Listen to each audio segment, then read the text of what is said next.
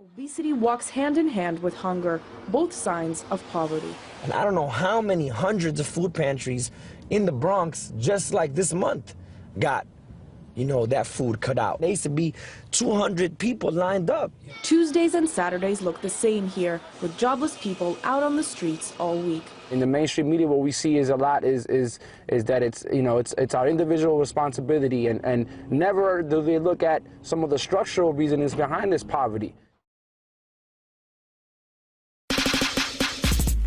London, quieting down, I need to make a sound. New York, quieting down, I need to make a sound. Kingston, quieting down, I need to make a sound. Brazil, quieting down, I need to make a sound.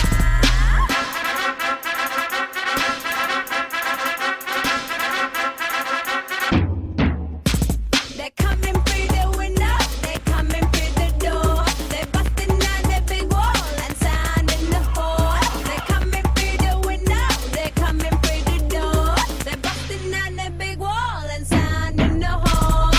What you want? I grew up in a rural community and then moved to an urban area. So do you think both communities face the same problems with food security, as well as if food stamps were cut, that they would both be equally affected? I think they would be equally affected. I think there's food security in both. I think it's different in some ways. In urban areas, you have more grocery stores. In areas, you have a lot more fast food restaurants, whereas they face different problems with getting foods, whereas in rural areas you might have one grocery store in your town and you might have to walk a mile or two to get a gallon of milk.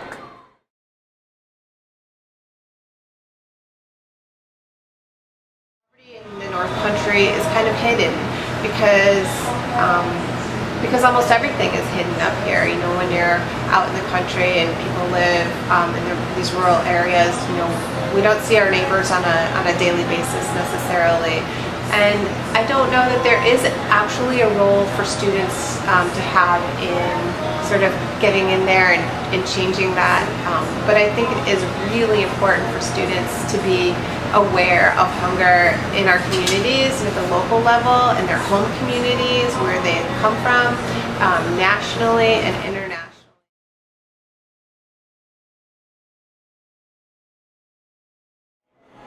What is your take on the food stamp system?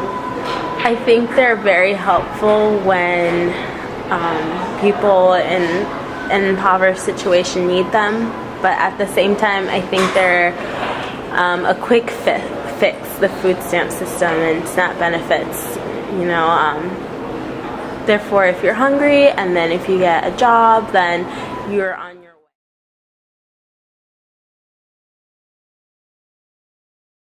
Of course, the beginning of that whole process is, why are people hungry to begin with? I hate the word food insecurity, which is the new buzzword for what we used to call hunger, and now we've upscaled hunger to food insecurity, which really doesn't change what it is at all. But, it's a lack of good paying jobs. There are too many low-wage jobs. There's not enough even low-wage jobs for everybody who wants to work. The working poor in this country are probably putting in 60 or 70 hours a week, but they can't make ends meet, which is a huge problem when it comes to things like food, particularly in this part of the country. There's snow on the ground this morning and it's the 12th of November. So that means the heating season has started for real. So people are often faced with the choice of, you pay your heat bill, you pay your food bill, you pay your taxes if you're lucky enough to own your own home, or do you eat?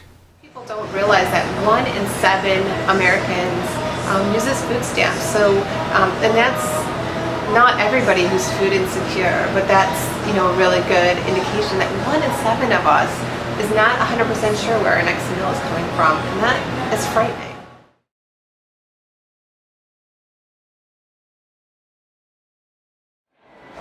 Do you think food stamps helped your situation, or do you think that it was still equally as stressful?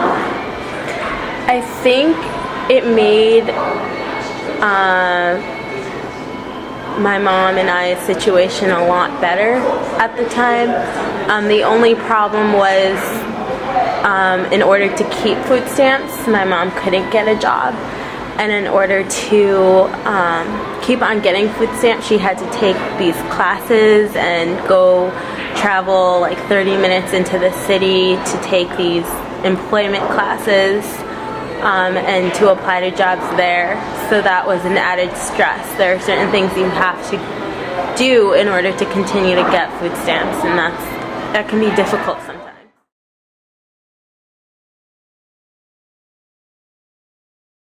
The assumption is that if you're on food stamps that you're not working. Not true. Not true. The assumption is that if you're on Medicaid because of a medical problem that you're not working, which is not always true. A lot of times you are working, but the income levels are so low that you still qualify. I don't think a lot of people are aware how difficult it is to be on food stamps, and that there are a lot of people who need it.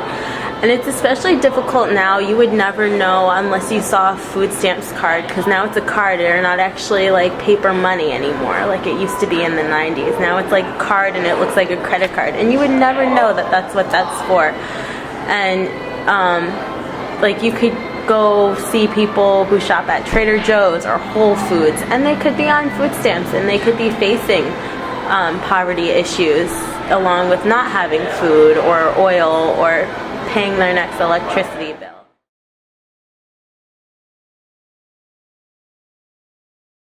Food insecurity is, being hungry is a scary, frightening thing, and no one, I'm sure that no one in the United States wants anyone in our country to go hungry. It's almost inconceivable that in one of the wealthiest countries in the world, we have so many people who are hungry. And what we do then to ameliorate that is we have this amazing network of food banks and food pantries that distribute food all across this country. And it's true that for the most part, people who are food insecure can get food to satisfy their hunger. But we know, A, that's not always true, and B, the food that we're seeing in our food pantries very often is not the healthiest choices. They're processed foods, and they're high in sodium, high in carbs, all of that stuff. We don't see a lot of fresh produce and a lot of fresh meats, although that some of that stuff is there in our food pantries. But we also find that we're raising a generation of Americans who don't remember how to cook that stuff. No, our policy is not focusing enough on fresh fruits and fresh produce and all that.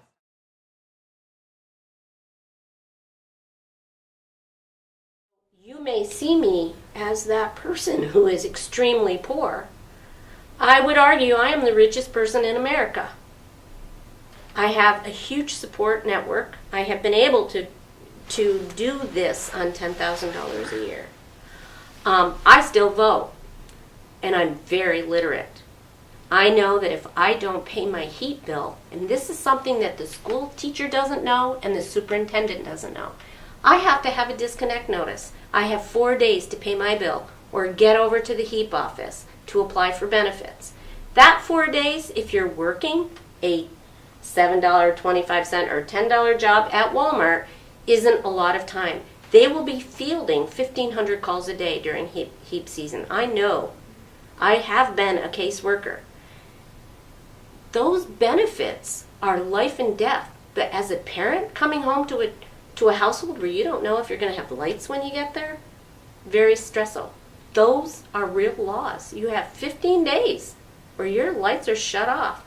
But you don't get that HEAP benefit without that piece of paper. I've been in that family. I come from a single parent family. I've been in that situation where I'm in a rural community and I feel like I'm the only one who's poor, and it's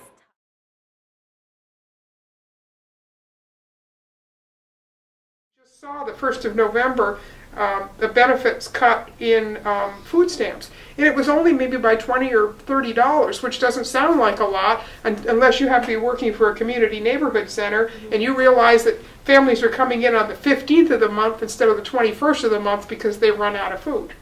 And these are real people with real problems, and a lot of very good people in a lot of communities are trying to figure out how to solve these problems, but their hands are tied. You have to redefine. Bring the noise when we run upon them. Bring the noise when we run upon them. Bring the noise when we run upon them.